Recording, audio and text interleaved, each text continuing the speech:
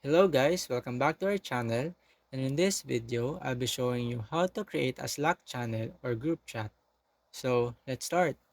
First, open your Slack account. Then, click on the workspace name in the top left corner of the screen. From the menu that appears, click on Create a Channel option. In this Create a Channel page, enter the name of your new channel. For example, let's name it Editing. Below, enter the description.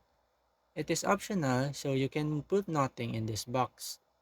But for example, let's put channel for editing. After that, select whether it will be a public or private channel. If you want a public channel, simply toggle off this button. If you want a private one, toggle this on. For example, I want a public channel, so I will toggle off this button. After that, click this create button. Here, you can choose if you want to add all members of your workspace in this channel or you want to add specific person. For example, let's choose add specific people. In this box, add the name or email of the people you want to add in this channel.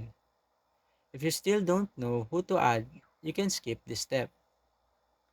Once you have created the channel, it will appear in the list of channels in your workspace.